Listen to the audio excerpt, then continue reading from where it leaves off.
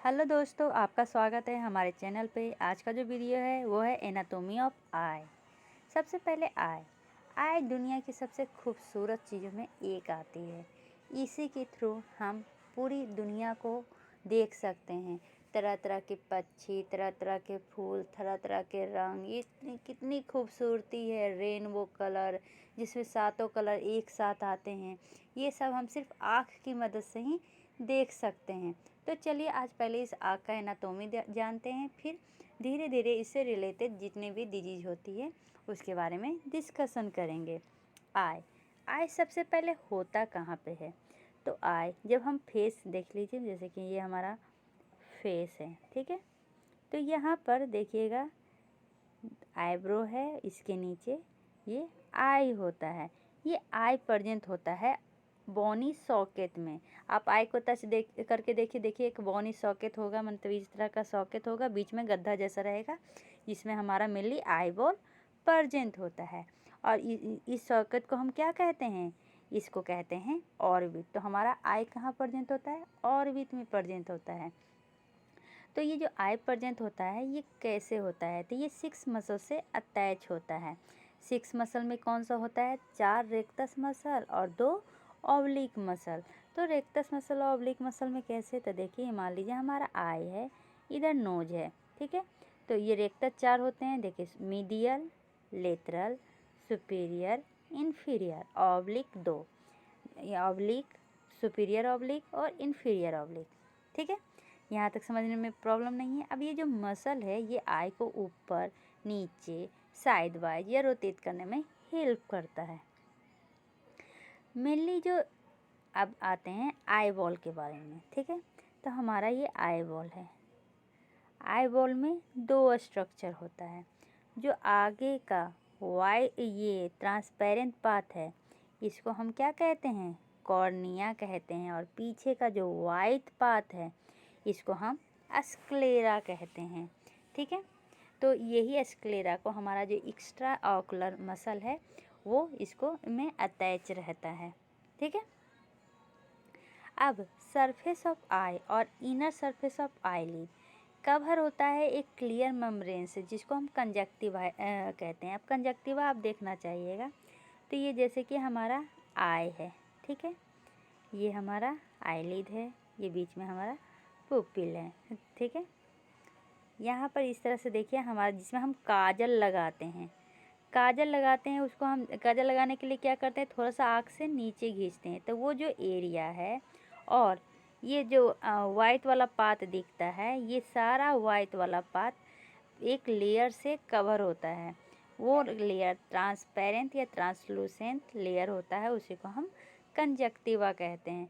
मैं पहले बहुत ही ज़्यादा कंफ्यूज थी कि ये कंजक्टिवा और स्क्लेरा, क्योंकि जब ये डायग्राम में देखती थी तो स्क्लेरा ही कंजक्टिवा दिखाता था, तो हमेशा मैं कंफ्यूज होती थी। तो बाद में पता चला कि स्क्लेरा के ऊपर एक ट्रांसपेरेंट लेयर होता है, और ये लेयर सिर्फ स्क्लेरा में ही, जो वाइट वाला पार्ट है उसी में नहीं है। जब हम आईलिड को नीचे करते हैं तो आईलिड का जो अंदर वाला पार्ट है वो भी ये कंजक्टिवा में ही आता है। क्योंकि मैं कंफ्यूज थी कि जैसे कि डॉक्टर लोग को कंजक्टिवाइटिस चेक करना रहता था, ठीक है, तो वो क्या करते थे? आईलिड को नीचे करते थे। तो मेरे को लगता था कि अच्छा, आईलिड को नीचे करते हैं मतलब आईलिड का नीचे वाला पार्ट सिर्फ कंजक्टिवा होगा।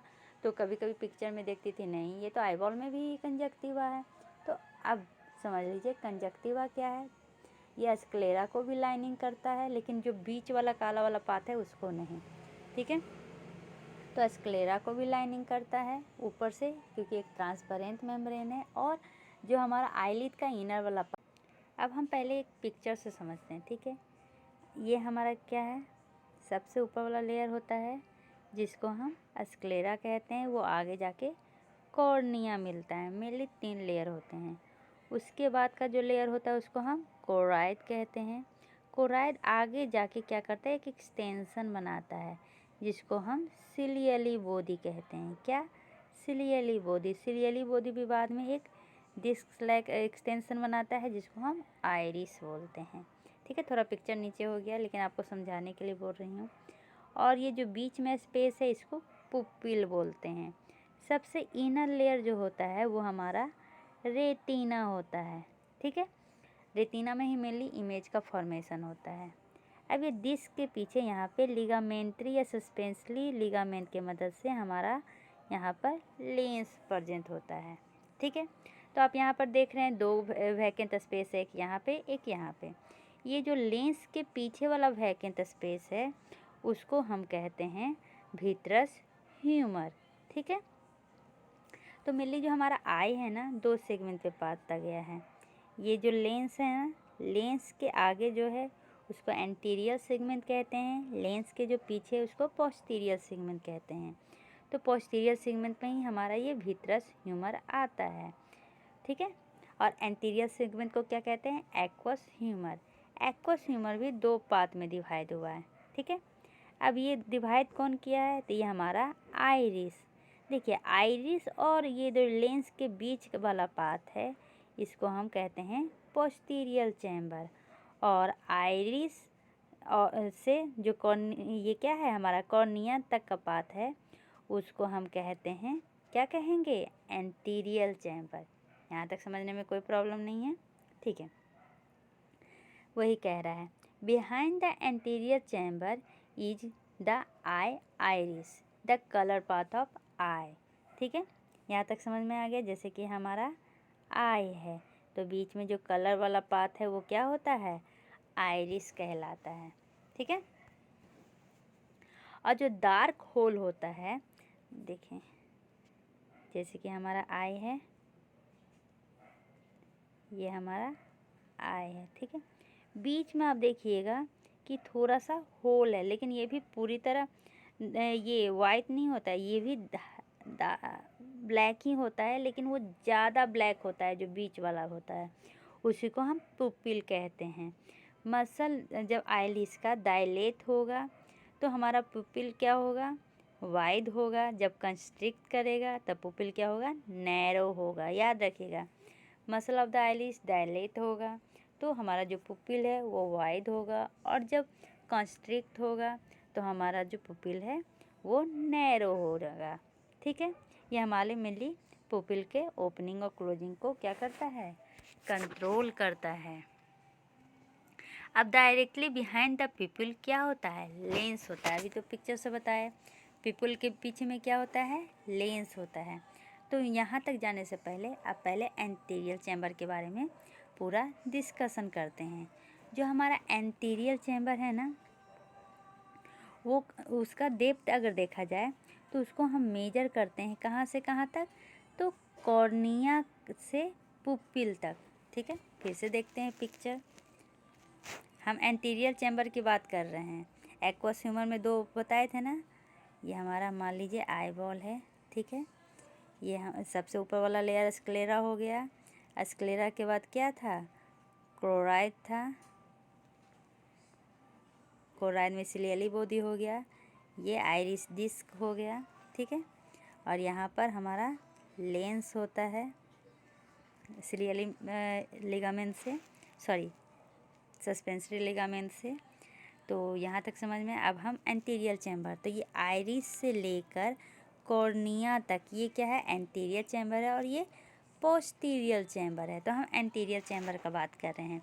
तो इसको कहाँ से कहाँ तक नापते हैं? तो कॉर्निया के सेंटर से लेके हम पुपिल के सेंटर तक मानते हैं। तो इसका कितना हो सकता है? 3 mm इसका साइज है, ठीक है।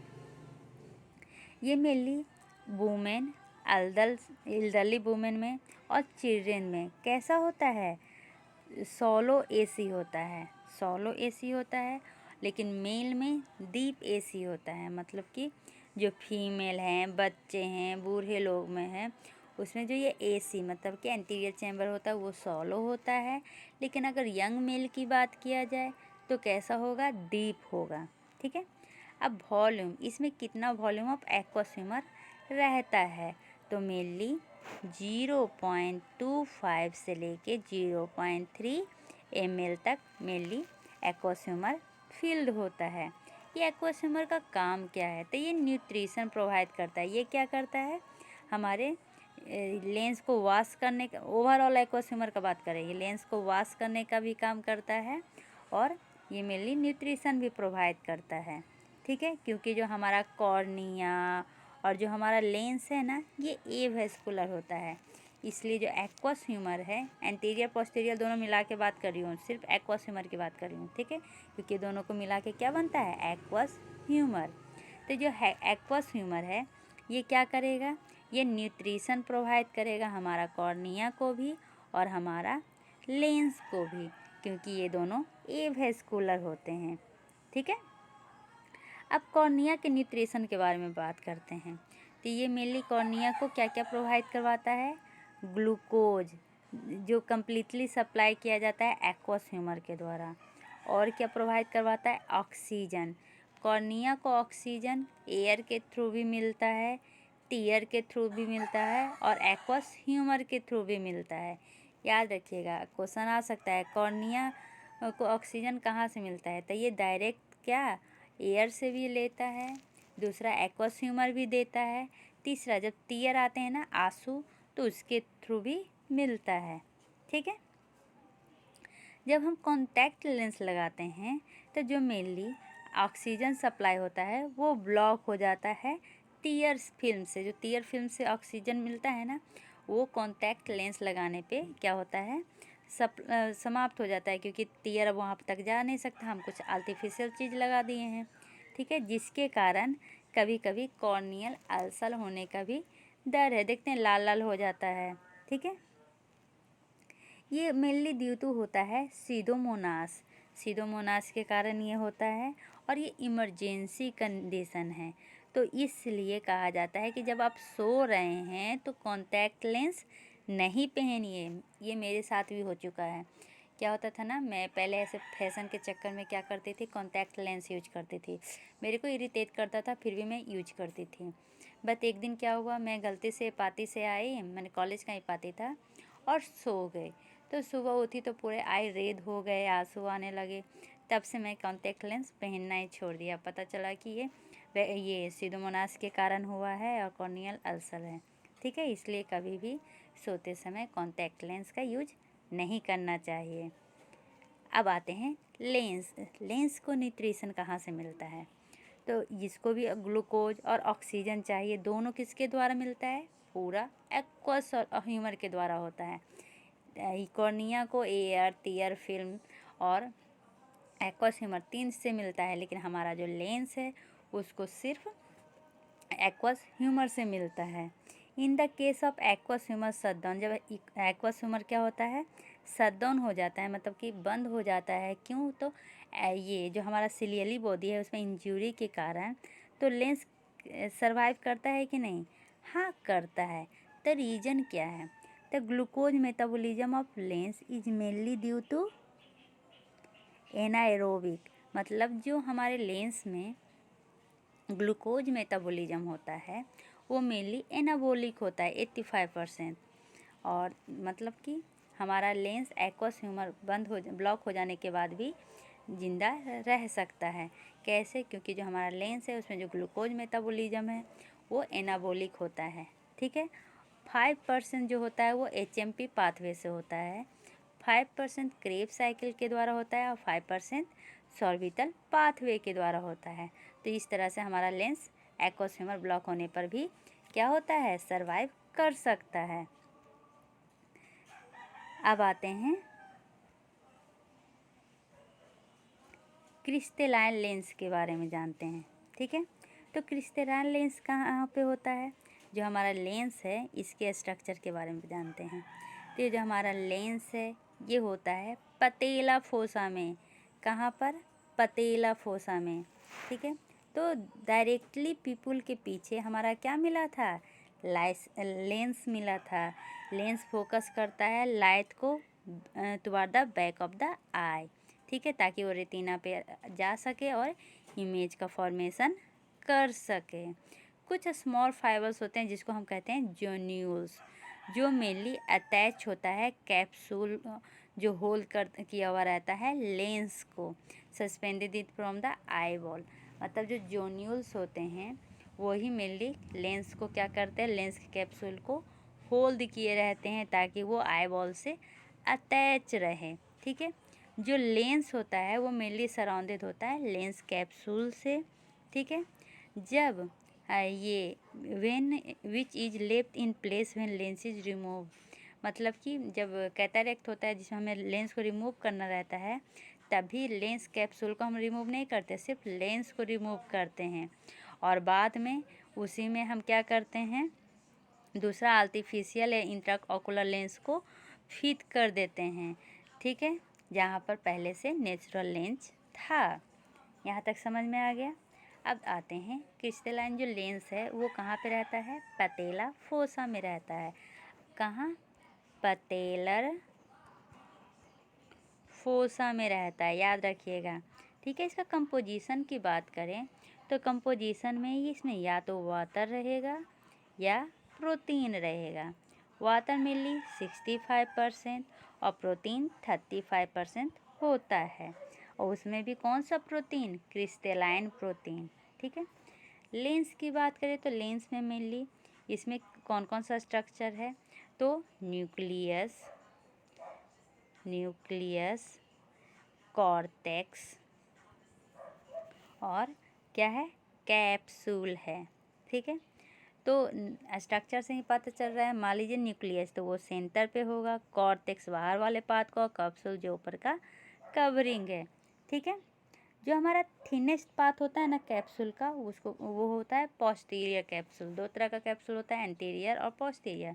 जो पोस्टीरियर कैप्सूल होता है वो थिनेस्ट पार्ट होता है। ठीक है, lens epithelial cell only present होता है अंडर द एंटीरियर कैप्सूल, मतलब जो एपिथेलियल सेल है वो आगे वाले कैप्सूल में प्रेजेंट होते हैं, पीछे वाले में नहीं प्रेजेंट होते हैं। अब लेंस जो है होता है वो सस्पेंडेड किसके द्वारा होता है, जोन्यूल्स। मैं अभी बार बार बोल रही थी ना, सस्पेंसरी लिगामेंट, ये मेनली जोन्यूल्स को ही हम सस्पेंसरी लिगामेंट भी कहते हैं। ठीक है, यहाँ तक समझने में कोई प्रॉब्लम नहीं है। और ये सस्पेंसरी लिगामेंट आता कहाँ से है, तो सिलियली बॉडी से। ठीक है, यहाँ तक समझने में कोई प्रॉब्लम नहीं है। अब जो हमारा आइलिस है और लेंस दोनों मिलाकर अगर हम देखें तो क्या क्या होता है, तो आइलिस, सिलियली बॉडी, जोन्यूल्स और लेंस, ये चारों क्या होते हैं, एक साथ मूव करते हैं। मतलब कि अगर हम आइरिस, लेंस, डायफ्राग्म देखें तो उसमें क्या क्या मिलेगा, आइरिस मिलेगा, सिलियली बॉडी मिलेगा, जोन्यूल्स मिलेंगे और लेंस मिलेगा। ये मेनली एक साथ वर्क करते हैं। ठीक है, एंटीरियर चैम्बर तो हो गया। अब पोस्टीरियर चैम्बर में आते हैं। किसके पोस्टीरियर चैम्बर में, भूल तो नहीं गए ना, एक्वस ह्यूमर का दो पार्ट था, एंटीरियर चैम्बर और पोस्टीरियर चैम्बर। एंटीरियर चैम्बर के बारे में बताया, फिर लेंस के बारे में बताया, अब पोस्टीरियर चैम्बर के बारे में बता रही हूँ। पोस्टीरियर चैम्बर कहाँ से कहाँ तक है, तो हमारा आइरिस से लेकर कहाँ तक था, लेंस तक है। देखिए एक सेकेंड, ये हमारा सिलियली बॉडी, ये है डिस्क, मतलब आइरिस में पुपिल आया और ये जोन्यूल्स के थ्रू अटैच हुआ हमारा लेंस। ठीक है, ये पूरा पार्ट क्या कहलाएगा, एक्वस चैम्बर। ये एंटीरियर एक्वस चैम्बर, ये posterior aqueous chamber. Posterior aqueous chamber कहाँ से कहाँ तक रहता है, आइरिस लेके हमारा क्रिस्टलाइन लेंस तक रहता है। ठीक है, यहाँ तक समझने में कोई प्रॉब्लम नहीं है। ये मेनली इसमें एक्वस सॉल्यूशन होता है, और जो हमारा टीयर होता है ना, वो सबसे पहले यहाँ पर ही आके गिरता है।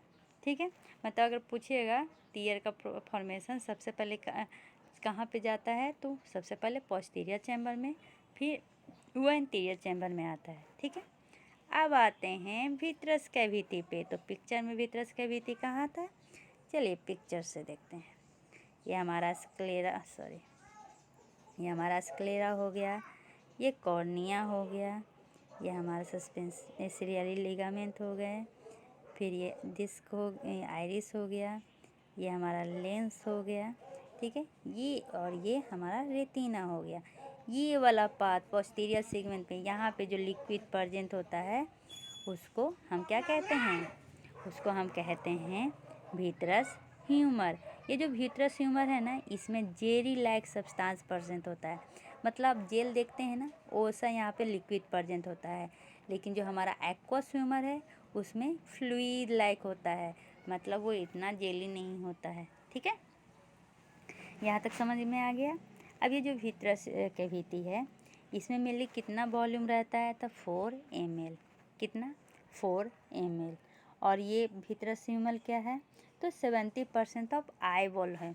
ये जो वीट्रस ह्यूमर है, पूरा जो आई वॉल है, इसका 70% क्या होता है, हमारा वीट्रस ह्यूमर होता है।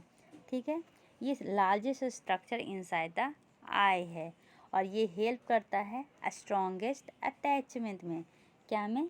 स्ट्रॉन्गेस्ट अटैचमेंट, ताकि कि जो स्ट्रक्चर जहाँ पर है वहाँ पर रहे। ठीक है, यहाँ तक समझने में कोई प्रॉब्लम नहीं है। चलिए अब हम एंटीरियर सेगमेंट और पोस्टीरियर सेगमेंट के बारे में पढ़ लेते हैं। तो ये हमारा क्या है, आई बॉल है। ठीक है, ये मेनली क्या हो गया, मान लीजिए कि हमारा 3 लेयर हो गए। ठीक है, यहाँ पर से जो क्लोराइड था वो सीरियली बॉडी बनाया। फिर ये क्या हो गया, हमारा डिस्क आ गया। फिर यहाँ पर हमारा लेंस हो गया। ठीक है, तो ये लेंस के आगे वाला पार्ट एंटीरियर सेगमेंट कहलाता है। लेंस के पीछे वाला जो स्पेस होता है वो कहलाता है पोस्टीरियर सेगमेंट। ठीक है, ये एंटीरियर सेगमेंट, ये पोस्टीरियर सेगमेंट। तो मेनली लेंस डिवाइड करता है हमारे आई बॉल को, कौन सा एंटीरियर सेगमेंट है, कौन सा पोस्टीरियर सेगमेंट है। ठीक है, अब एंटीरियर सेगमेंट में एक्वस ह्यूमर, जो एंटीरियर सेगमेंट है उसको एक्वस ह्यूमर कहते हैं, जो पोस्टीरियर सेगमेंट है उसको वीट्रस ह्यूमर कहते हैं।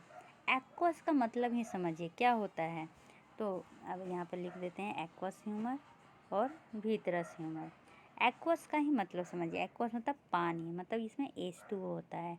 वीट्रस ग्लास जेल लाइक स्ट्रक्चर यहाँ पे प्रेजेंट होते हैं। जेल लाइक मतलब जेल लाइक लिक्विड प्रेजेंट होता है। ठीक है, जो एक्वस ह्यूमर होता है वो सॉल्यूशन होता है क्योंकि पानी है, और ये जो हमारा वीट्रस ह्यूमर है वो क्या है, जेल है।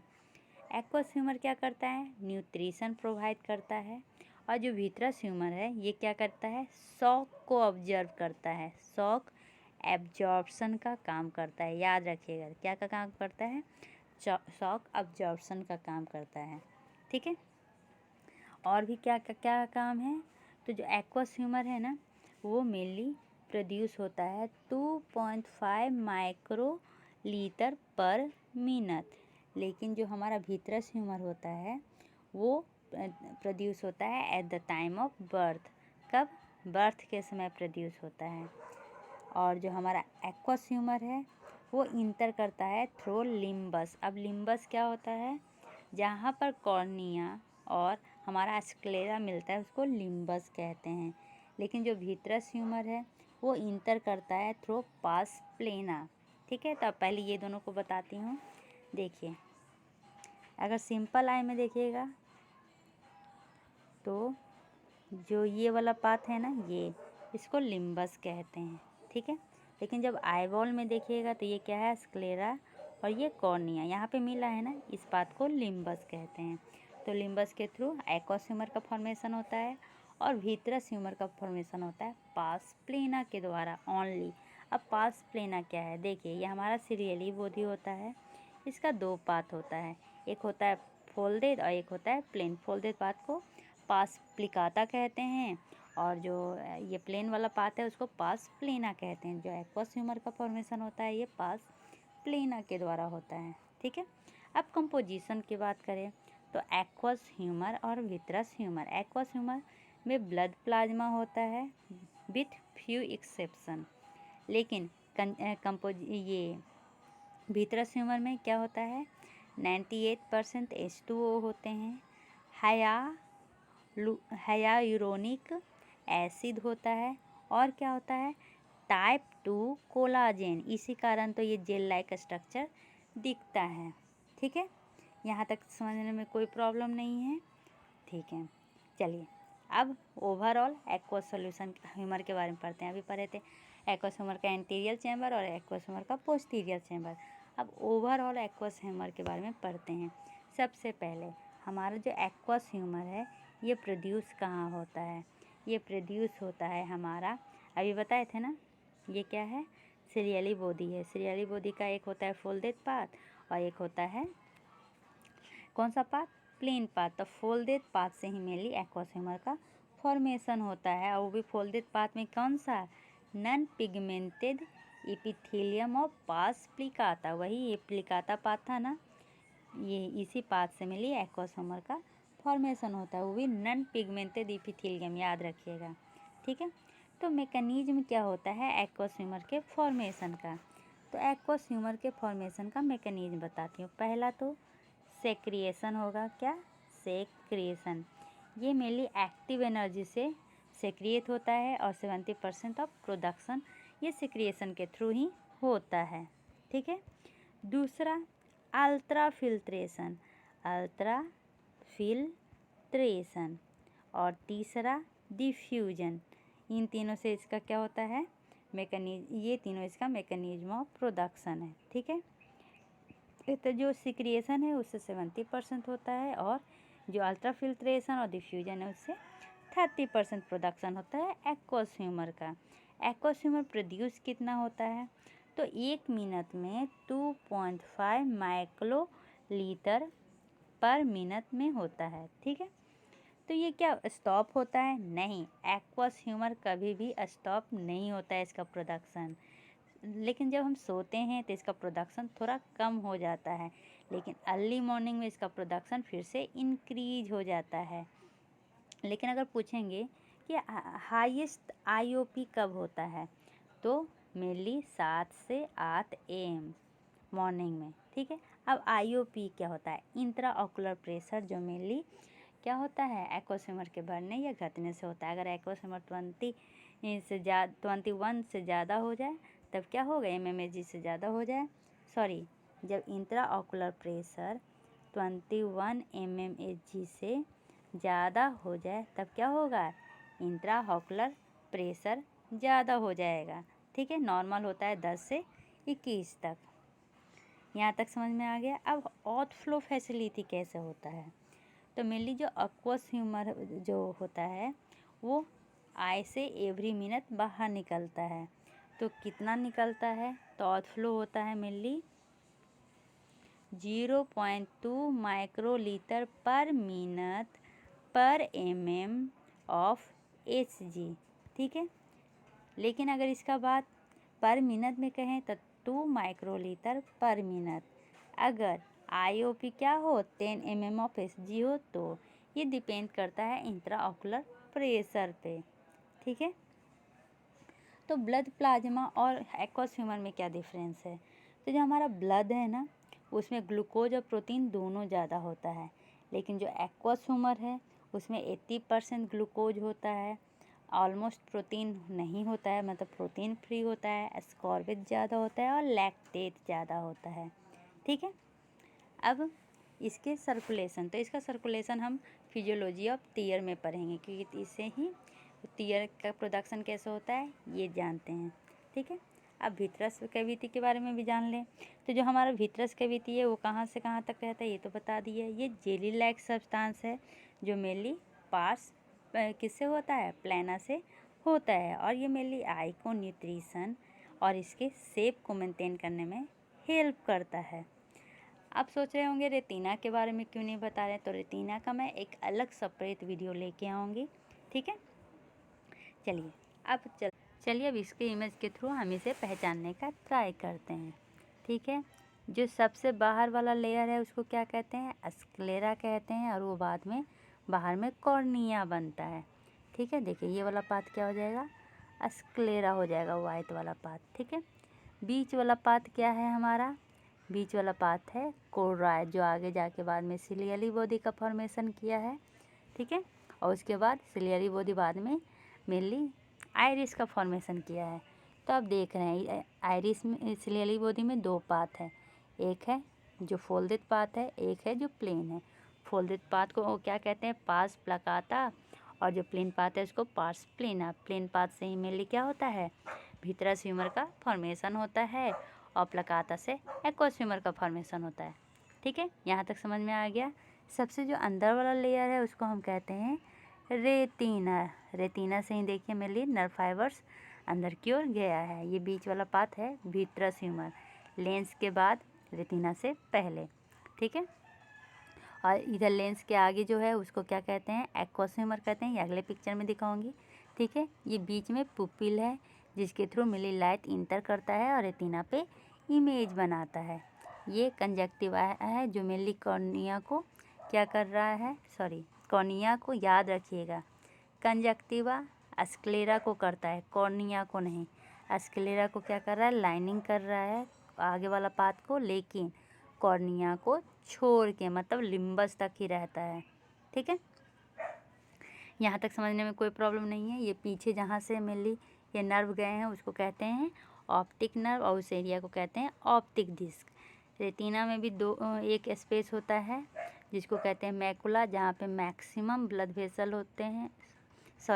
यहाँ पे ब्लड वेसल नहीं होते, यहाँ पे मैक्सिमम फोटोरिसेप्टर प्रेजेंट होते हैं। फोटोरिसेप्टर में रॉड और कोन सेल होता है, ठीक है। तो इसके बारे में हम मेनली जब रेटिना पढ़ेंगे तो डिस्कशन करेंगे। इस पिक्चर में देखिए क्या अलग है, तो ये देखिए क्या है, हायोइड कैनाल है जो मेनली लेंस और क्या है कहाँ पर, तो ऑप्टिक डिस्क के पास आ रहा है, ठीक है। रेटिना में एक पाथ होता है जहाँ पे मैक्सिमम फोटोरिसेप्टर प्रेजेंट होते हैं, उसको कहते हैं मैकुला। और जो उसमें भी एक डिप्रेशन होता है जिसको कहते हैं फोविया, ठीक है। लेंस देखिए सस्पेंसरी लिगामेंट से जुड़ा हुआ है। सस्पेंसरी लिगामेंट का दूसरा नाम जोन्यूल्स भी होता है। एक्वस ह्यूमर दो पार्ट में डिवाइड है, इसको कहते हैं एंटीरियर और इसको कहते हैं पोस्टीरियर, जो मेनली आइरिस के द्वारा डिवाइडेड होते हैं। अब एक टर्म आप देखिएगा यूविया। यूविया में क्या क्या आता है, आइरिस, सिलियली बॉडी और कोराइड, तीनों को मिलाकर यूविया बनता है, ठीक है। यहाँ तक तो आपको स्ट्रक्चर समझने में कोई प्रॉब्लम नहीं है। एक स्ट्रक्चर और है जिसको कहते हैं ओरा सिलाता। क्या कहते हैं उसको, ओरा सिलाता, याद रखिएगा। ये स्ट्रक्चर के बारे में मैं बताऊंगी जब रेटिना के बारे में पढ़ेंगे ना, तो उसमें ये स्ट्रक्चर बहुत ही ज़्यादा क्लियर है, ठीक है। अब ब्लड वेसल्स कौन कौन सा आता है, देखिए इसमें से ऑप्टिक मतलब कि क्रेनियल नर्व सेकंड पास होता है, ठीक है। जो मेन होता है वेन उसको कहते हैं सेंट्रल रेटिनल वेन, और जो मेन आर्टरी होता है उसको कहते हैं सेंट्रल रेटिनल आर्टरी, जो बाद में जाके रेटिनल आर्टरी और वेन में जाके टूट जाता है। कोराइड को जो प्रोवाइड करता है उसको कहते हैं कोराइड आर्टरी, ठीक है। एक जगह होता है उसको कहते हैं ऑप्टिक डिस्क, इसको ब्लाइंड स्पॉट भी कहते हैं। क्या, ब्लाइंड स्पॉट, याद रखिएगा, ठीक है। इसको ब्लाइंड स्पॉट क्यों कहा जाता है, क्योंकि यहाँ पर कोई भी फोटोरिसेप्टर्स प्रेजेंट नहीं होते हैं, ठीक है। अब कोराइड के बारे में जान गए, विट्रस ह्यूमर के बारे में जान गए। ये है लाइट एंट्री का एक्सिस। लाइट इंटर करता है पीपुल के थ्रू, फिर रेटिना से पास करते हुए कहाँ आता है, तो सेंट्रल फोविया ऑफ मैकुला लुटिया पे आता है और ये इमेज का फॉर्मेशन करता है। तो मेनली क्या होता है ना, एक डिजीज है एज रिलेटेड मैकुलर रीजनरेशन। उसमें क्या होता है ना, जो हमारा मैकुला है वो रीजनरेट कर जाता है, जिसके कारण सेंट्रल, मतलब आप साइड वाइज देख सकते हैं लेकिन सेंटर में नहीं देख सकते हैं, ब्लर दिखेगा सेंटर में या काला काला दिखेगा, ठीक है। तो ये सब डिजीज़ के बारे में हम आगे डिस्कशन करेंगे। चलिए, आशा है आपको पीपीटी समझ में आ गया होगा। अगर समझ में आया तो लाइक और सब्सक्राइब करना ना भूलें।